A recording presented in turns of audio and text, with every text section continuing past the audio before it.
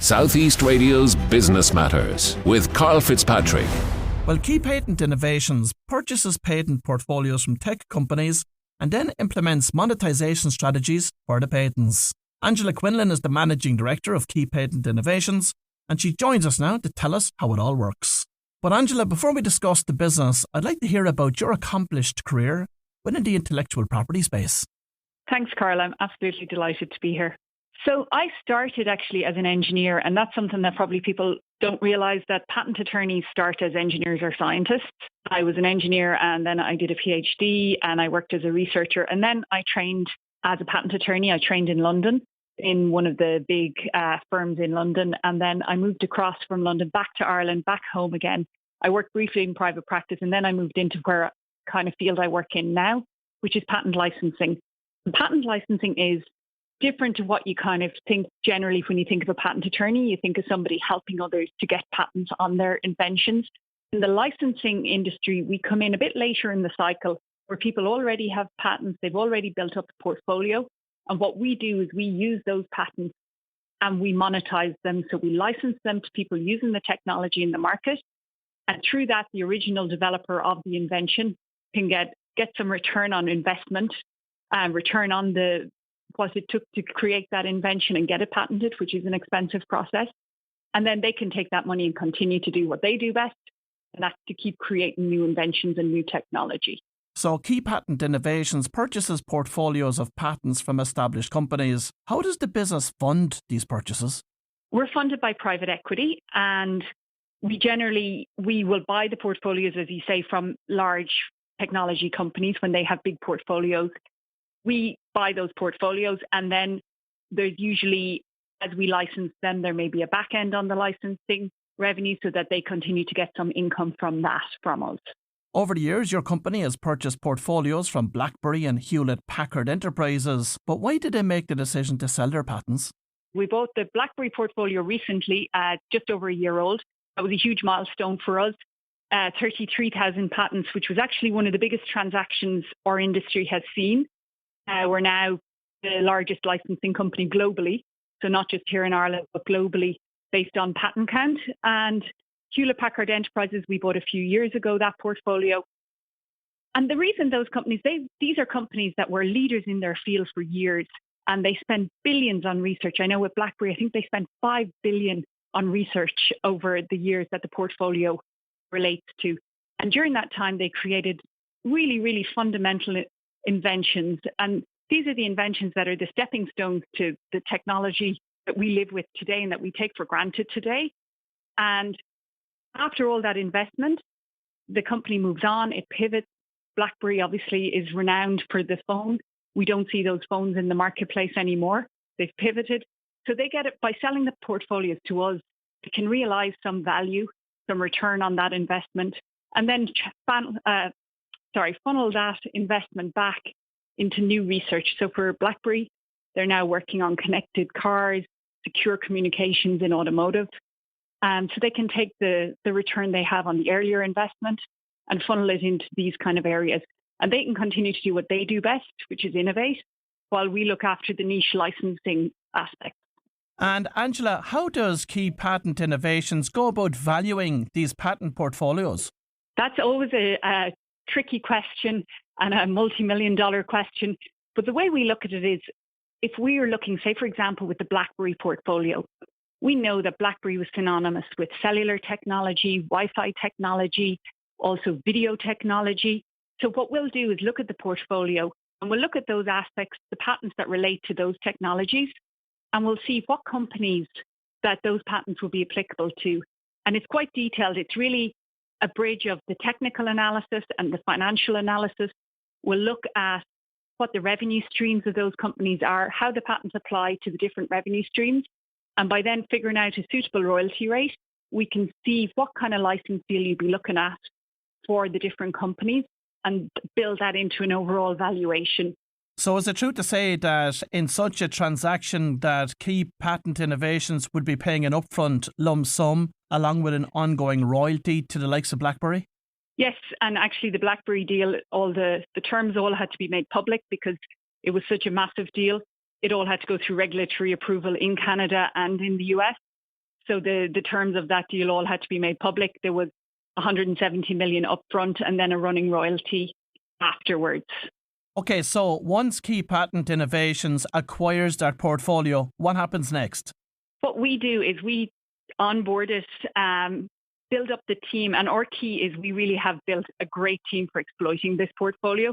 So we have engineers, we have financial people, and we start to look at those patents in detail and see what we do. A lot of brainstorming sessions.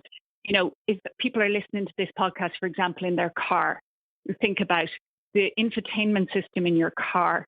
There's audio, there's video, there's security, there's sensors. And then we'll look at the aspects of the portfolio that relate to those technologies, and we'll see where the patents are and how they can relate to these different industries. And what's been really, really interesting on the BlackBerry portfolio is that BlackBerry were a leader in their field at the time, but how the current world, connected world we live in, is built on the blocks of that technology. So if you're computer gaming, if you're listening on earphones, headsets, all those technologies are built on this fundamental technology innovation that was done in that period by the likes of BlackBerry. So do you find that as a result of that maybe some competitors are already infringing those patents that you have purchased? Absolutely. We're seeing it, the use of these patents is ubiquitous across gaming industries, video conferencing, IoT. If you look around your house and you have connected smart speakers, we have patents related to that. TVs, video streaming companies, you name it, we have patents that already relate to technologies that are already being used. And that's even before you think of your smartphone and your Wi-Fi connection. It's already used throughout the industries. So where, let's say, some of these patents are being exploited and infringed by other companies in the market, how do you approach that? So what we always do is build a very detailed case. We don't approach companies without having built a detailed case. We'll look in a very detailed way of what they do and what patents of ours relate to their technology. And we'll identify those patents to the company and we'll say, this is why we believe your products infringe these patents. And then we'll start discussions with that company. And generally, companies know if we're coming with a big portfolio from a name like BlackBerry, that there's value in the portfolio and it's worth discussing with us. And we'll do technical discussions and, ideally arrive at a negotiated outcome where everybody feels like they've got value for money. Sometimes that doesn't work and it has to go the litigation route. In that sense, it's probably like any commercial negotiation. Ideally, we get there through negotiation and everybody goes home happy. If not, we end up in litigation. Now, I'm sure that a lot of these companies fall into the tech space with US or Korean companies involved that have maybe some of the best funded legal departments in the world. That's very true. And it can be a little intimidating to find yourself going toe to toe with those departments straight away.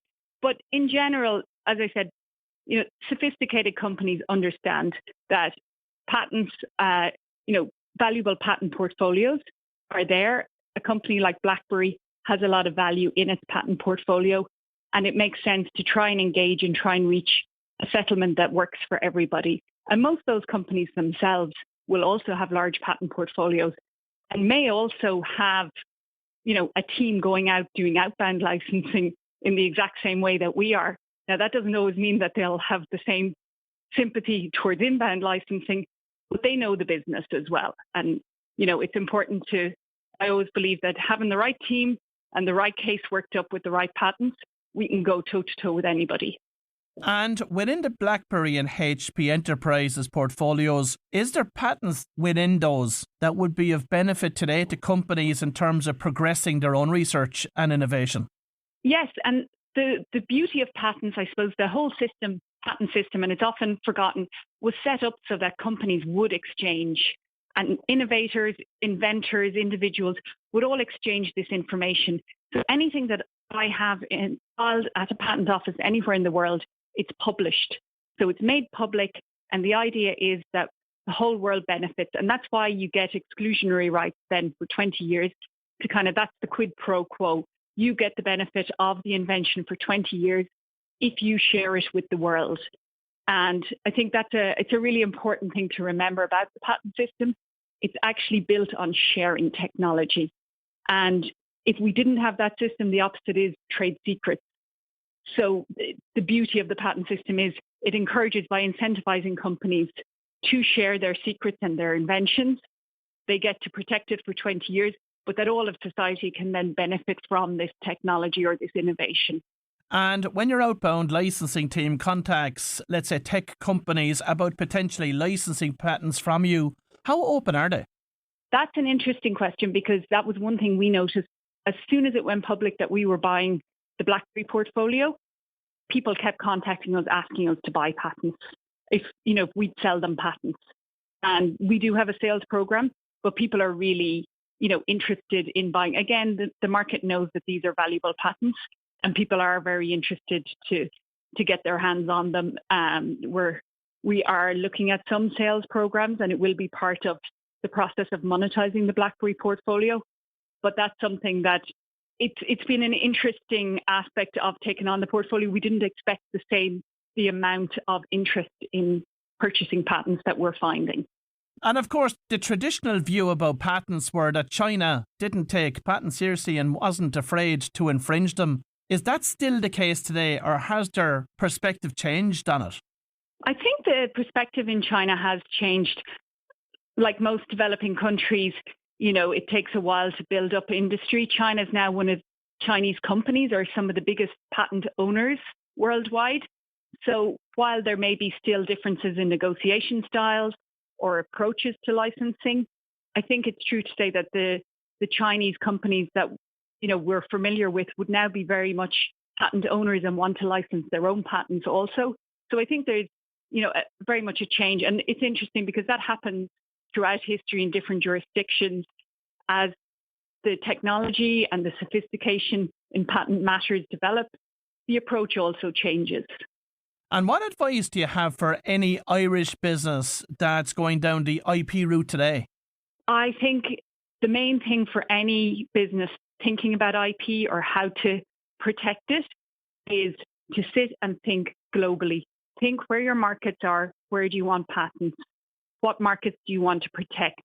And I know one of the big questions is, we used to always learn that we should ask new clients when we were training is, why do you want a patent? So there's lots of reasons why you might want a patent. It's for investors or to protect, but it's expensive. So you need to know that you want the patent, what purpose it serves for you, and how you're going to use it. So to know what countries you need that patent in. If your competitors are operating in a certain country, you should make sure that you have patents in that jurisdiction. And I'm sure there's listeners to this morning's programme that actually hold patents but have never thought about monetizing them to third parties. What are your thoughts on that? I think it's always worth thinking about. There's a huge value in patents. They're incredibly expensive to obtain and to maintain. You have to pay annually for every patent you own to keep it in force. So they are expensive. And I think companies often look at them as a cost center. But they can be, the opportunity to monetize them can be a way of realizing, as I said, a return on earlier investment. And through sales or licensing, it can be tricky for small companies to engage with licensing, but perhaps through sales, it can be a real way to get a return on investment. And what sectors, let's say, within the multinational space are most open to purchasing patents? So any of the high-tech sectors, the connectivity, Wi-Fi, cellular, semiconductor, those are areas where these kind of transactions and this kind of activity has been happening for quite a few years.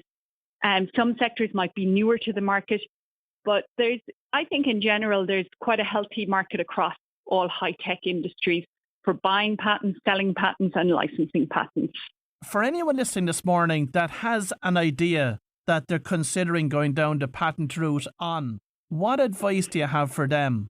I think the very first absolute golden rule, don't tell anybody until you file your patent application. Don't talk about it. Just make sure you file your patent application before you do anything else. But I think the main thing is find yourself a good patent attorney. There are lots of good patent attorneys in Ireland. who are very good at guiding people through the early stages of acquiring patent. Sometimes people think they can do it themselves. It's a process that's full of minefields for the uninitiated. So I would recommend get a good patent attorney. There are grants and things available for small industries to get some IP protection or IP advice, but I would say get professional advice. Angela, finally, where are the future growth opportunities for key patent innovations? Well, we're continuously looking at the market, seeing what are the big areas, what companies might have portfolios that will be of interest. And we're looking forward to taking on another big portfolio, hopefully in the next year or so. We don't have anything in the pipeline. We're very focused on the BlackBerry portfolio at the moment. But we always call the BlackBerry portfolio a once-in-a-lifetime opportunity. And the way I put it is, now that we've built the once-in-a-lifetime team to monetize the once-in-a-lifetime portfolio, we can't wait for the next once-in-a-lifetime portfolio. We're ready for it when we see it. Well, if you've just tuned in, that was Angela Quinlan, Managing Director of Key Patent Innovations. And I'd like to thank Angela for joining us on this morning's show. Southeast Radio's Business Matters with Karl Fitzpatrick.